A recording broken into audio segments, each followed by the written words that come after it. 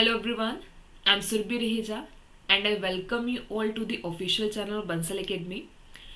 अभी जैसा HP PGT की एक नोटिफिकेशन आउट हुई है जिसमें एग्जाम पैटर्न के बारे में बताया गया है एंड प्लस में डिटेल्ड सिलेबस गिवन है वहाँ पे ईच सब्जेक्ट का. अभी इस वीडियो में हम लोग बात करेंगे एग्जाम पैटर्न के बारे में. एग्जाम पैटर्न के बारे में कुछ इंपॉर्टेंट इन्फॉर्मेशन है जो आप लोगों को पता होना चाहिए. जैसे इसमें यहाँ पे मार्किंग स्कीम के बारे में बताया गया है, तो जो भी आप एग्जाम दोगी तो आपके लिए ज़रूरी है मार्किंग स्कीम के बारे में जो भी इंपॉर्टेंट इन्फॉर्मेशन दी है उसको समझना. अभी हम यहाँ पर पैटर्न यहाँ पर देखते हैं कि आपका जो पीजीटी का एग्जाम होगा वहाँ पर आपके कितने नंबर ऑफ पेपर्स यहाँ पे रहने वाले हैं और ईच पेपर में कितने क्वेश्चन वहाँ पर रहेंगे, कितने मार्क्स का वहाँ पर होगा और आपकी मेरिट लिस्ट कैसे यहाँ पर डिसाइड होगी. एज पर दिस नोटिफिकेशन आपके दो पेपर यहाँ पर होंगे, पेपर 1 एंड पेपर 2. पेपर 1 और पेपर 2 दोनों आपके एमसीक्यू यहाँ पर रहने वाले हैं, मल्टीपल चॉइस क्वेश्चन यहाँ पर रहेंगे, ऑब्जेक्टिव टाइप यहाँ पर होगा. पेपर 1 आपका बेसिकली जीके यहाँ पर आता है, करंट अफेयर्स यहाँ पर होंगे. और जो पेपर 2 आपका सब्जेक्टिव पार्ट होगा, मीन्स आपका जो भी आप सब्जेक्ट में ये एग्जाम आप दे रहे हो, whether it is chemistry, bio and physics या कोई भी आपका अदर सब्जेक्ट होगा, तो उससे रिलेटेड क्वेश्चन आपके पूछे जाएंगे पेपर 2 में. अब यहाँ पे ये भी मेंशन किया गया है कि जो पेपर 1 है, पेपर 1 यहाँ पर के it is only qualifying paper, तो जो कैंडिडेट्स यहाँ पर हैं उनको रिक्वायर्ड होगा यहाँ पे 35% पास मार्क्स को ऑब्टेन करना इस पेपर में. और आपकी जो फाइनल मेरिट लिस्ट यहाँ पर होगी वो आपके किसके बेसिस पे डिसाइड होगी, वो आपकी डिसाइड होगी with the highest marks secured in the paper 2.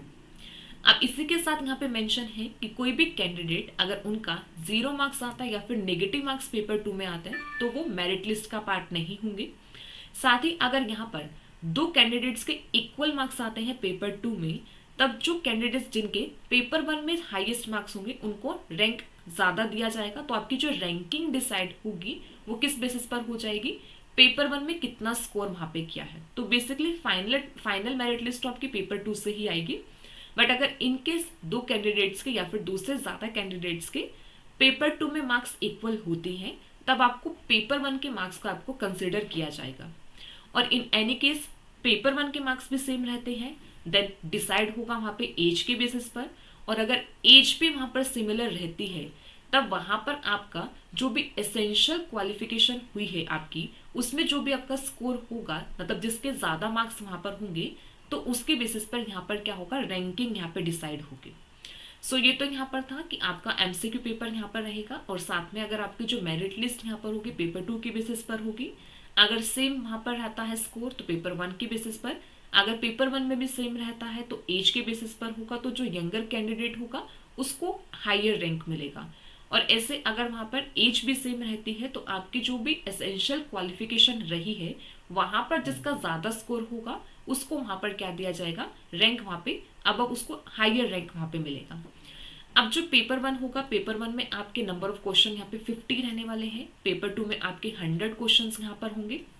Maximum marks जो आपके पेपर 1 में होंगे 100 है एंड पेपर 2 में यहाँ पर होगा 100. तो बेसिकली जो पेपर 1 यहाँ पर होगा, पेपर 1 में आपका 2 मार्क्स होगा फॉर ईच क्वेश्चन और पेपर 2 में आपका यहाँ पे 1 मार्क यहाँ पर होगा फॉर ईच क्वेश्चन. ठीक है. एंड साथ ही यहाँ पे जो टाइम आपको मिलेगा, पेपर 1 के लिए 1 आवर का टाइम मिलेगा एंड पेपर 2 के लिए आपको 2 आवर्स का टाइम यहाँ पे मिलने वाला है. ये तो कुछ इन्फॉर्मेशन थी regarding the number of questions, maximum marks and the time. अब नेक्स्ट हम यहाँ पर बात करते हैं मार्किंग स्कीम के बारे में. अब मार्किंग स्कीम में यहाँ पर बताया गया है कि ये जो आपका टेस्ट होगा it will be offline test होगा और यहाँ पर ओएमआर आंसर शीट आपको मिलेगी. ओएमआर आंसर शीट में ABCD 4 ऑप्शंस होंगे, तो जो भी आपको करेक्ट ऑप्शन वहाँ पर लगेगा आपको उस ऑप्शन को वहाँ पे फिल करना होगा. बेसिकली जो सर्कल होगा उस सर्कल को आपको फिल करना होगा. एंड एक इम्पॉर्टेंट चीज कि यहाँ पर नेगेटिव मार्किंग होगी. ठीक है, जो भी आपके यहाँ पे क्वेश्चन है नेगेटिव मार्किंग यहाँ पर होने वाली है. अब यहाँ पर एक और चीज मेंशन है कि जैसे आपका यहाँ पे A, B, C and D ये 4 ऑप्शन होंगे. ये तो आपको सिलेक्ट करना है कि जो भी आपका क्वेश्चन होगा, जो भी आपको करेक्ट ऑप्शन लगता है उस ऑप्शन को सिलेक्ट करके आपको उस ऑप्शन को फिल करना है.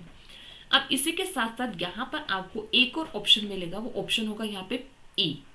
ठीक है, एक और ऑप्शन यहाँ पर आएगा ए यहाँ पर होगा। अब इन एनी केस अगर आपको ए बी सी डी में से कोई भी ऑप्शन नहीं लगता है कि कोई भी करेक्ट होगा, ठीक है, अगर आपको नहीं पता है कि ए बी सी डी में से क्या ऑप्शन वहां पर होने वाला है, देन आपको ए जो वहां पे ऑप्शन होगा, ए ऑप्शन को यहाँ आपको फिल करना होगा, सो दैट आपका वो जो एक क्वेश्चन होगा उसमें नेगेटिव मार्किंग ना हो। नेगेटिव मार्किंग को अवॉइड करने के लिए आपको ए ऑप्शन को वहां पे फिल करना पड़ेगा। तो ये इंपॉर्टेंट है कि अगर आपको क्वेश्चन नहीं अटेम्प्ट करना है तो नेगेटिव मार्किंग को अवॉइड करने के लिए आपको ई ऑप्शन को फिल करना पड़ेगा। अगर आपने ई ऑप्शन को फिल नहीं किया तो आपका ऑटोमेटिकली ये जो क्वेश्चन होगा उसका आपका नेगेटिव मार्क्स यहाँ पर हो जाएंगे। सो ये इन्फॉर्मेशन, ये सब ध्यान में रखना कि ई ऑप्शन को आपको वहां पे क्या करना है, फिल वहां पे करना है। अब यहाँ पे देखो, अब जो नेगेटिव मार्किंग की हम बात कर रहे हैं तो आपको कोई भी अगर रॉन्ग आंसर वहां पर होगा तो उसके लिए 1/4 नेगेटिव मार्किंग होगी। 1/4 मीन्स आपको वहां पे 0.25 जो मार्क्स होंगे वो डिडक्ट कर लिए जाएंगे। इसके अलावा अगर वहां पर कोई भी कैंडिडेट किसी भी आंसर का एक से मतलब किसी भी क्वेश्चन का एक से ज्यादा आंसर वहां पर देगा तो उसको भी एज अ रॉन्ग आंसर ही ट्रीट किया जाएगा और फिर आपको वहां पे पेनल्टी देनी पड़ेगी। मतलब आपका फिर से वहां पे नेगेटिव मार्क्स वहां पर हो जाएगा। तो 0.25 मार्क्स की आपको डिडक्शन वहां पर हो जाएगी आपके टोटल स्कोर से। नेक्स्ट इसमें अगर आपने कोई भी क्वेश्चन को अनअटेम्प्ट यहाँ पे कर दिया, मतलब आपने कोई भी ऑप्शन ब्लैंक नहीं किया, तब भी आपको वहां पे पेनल्टी होगी। कितना?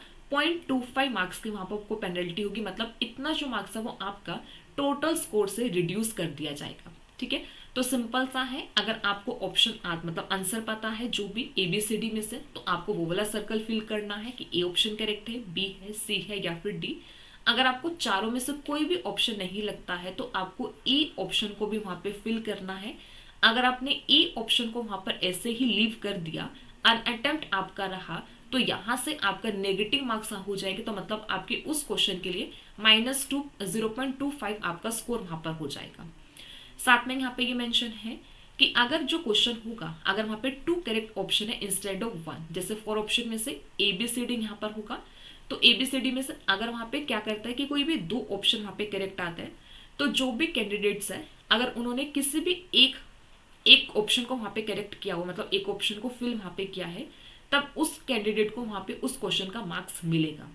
तो जैसे अगर एक क्वेश्चन आया, जैसे एबीसीडी ऑप्शन है और अगर वहां पे ए और बी दोनों ही करेक्ट ऑप्शन है, लेकिन आपने सिर्फ ए ऑप्शन को फिल किया है, तब भी आपको वहां पे उस जो क्वेश्चन होगा उसका मार्क्स वहां पे मिलेगा। ठीक है, तो ये कुछ इंफॉर्मेशन यहाँ पे थी मार्किंग स्कीम के बारे में। बस आपको ध्यान में रखना है कि अगर आपको क्वेश्चन नहीं आता है तो आपको ई ऑप्शन को फिल करना है। ठीक है, और नेगेटिव मार्क्स का ध्यान में रखना है कि ऐसा नहीं है कि आपको सारे के सारे क्वेश्चन अटेम्प्ट कर देने हैं कि आपका नेगेटिव स्कोर ना चला जाए। नेगेटिव स्कोर को अवॉइड करने के लिए ई ऑप्शन में ध्यान में रखना है कि ई ऑप्शन को भी आपको फिल करना है। अब इसके अलावा कुछ यहाँ पे उन्होंने कुछ नोट यहाँ पे दिए हैं। अब ये नोट भी इंपॉर्टेंट है, जहां पे उन्होंने मेंशन किया है कि अगर आपका जो पेपर होगा, अगर वहां पे कोई भी स्क्रैप्ड क्वेश्चंस वहां पर आते हैं, देन इन केस जो कैंडिडेट्स वहां पर होंगे उनको कोई भी क्रेडिट नहीं मिलेगा। मतलब इन दिस केस आपको कोई भी मार्क्स वहां पर नहीं मिलेगा और उस क्वेश्चन का जो मार्क्स आपके टोटल स्कोर से वो रिड्यूस कर लिया जाएगा। ठीक है, तो ये चीज भी यहाँ पर होगा कि अगर पेपर में कुछ भी ऐसा कोई भी क्वेश्चन आता है, कुछ भी स्क्रैप्ड क्वेश्चन वहां पर आता है, तो कोई भी आपको मतलब मार्क्स वहां पर नहीं मिलेगा। सेकेंड है रीचेकिंग, रीवैल्यूएशन भी नहीं अलाउड है। मतलब आप रीचेकिंग का भी फॉर्म नहीं फिल कर सकते, मतलब रीचेकिंग भी आपके पेपर की नहीं होगी। इसके अलावा यहाँ पर ये चीज मेंशन है कि अगर आपका क्वेश्चन पेपर बायलिंगुअल आता है, मतलब इंग्लिश एंड हिंदी दोनों में वहां पर आपका पेपर आता है, और अगर वहां पे हिंदी एंड इंग्लिश वर्जन में कुछ भी डिफरेंसेस आता है, कुछ भी क्वेश्चन में डिफरेंसेस वहां पर आते हैं, ठीक है, तो आपका जो आंसर का जो ऑप्शन यहाँ पर होगा या फिर कोई भी जो मिस्टेक वहां पर होगी, तो वहां की वो इंग्लिश वर्जन में ही मतलब सेलेक्ट की जाएगी। इंग्लिश वर्जन को वहां पे क्या किया जाएगा, फाइनल वहां पे माना जाएगा। सो ये कुछ इन्फॉर्मेशन यहाँ पे थी आपके एग्जाम के बारे में, एग्जाम पैटर्न में, paper 1, paper 2, number of questions के बारे में, मार्किंग स्कीम को ध्यान में रखना, ई ऑप्शन वाला ध्यान में रखना एग्जाम को देते टाइम, और कुछ यहाँ पे नोट यहाँ पे दिए हैं। ठीक है, इन सब चीजों को ध्यान में रखना। So this was all about the exam pattern of HPPGT exam. So अगर आपको इस एग्जाम पैटर्न के बारे में कुछ भी क्वेरी है तो आप कमेंट सेक्शन में बता सकते हो, या अगर आपका कोई भी इससे रिलेटेड कुछ भी क्वेश्चन आपका है तो आप लोग कमेंट सेक्शन में बता सकते हो, तो वहां पर आपको आंसर आपका मिल जाएगा। So thank you so much everyone. अगर आपको ये वीडियो हेल्पफुल लगती है या फिर आपको लगता है कि ये किसी के लिए भी हेल्पफुल हो सकता है तो आप उनके साथ ये शेयर कर सकते हैं।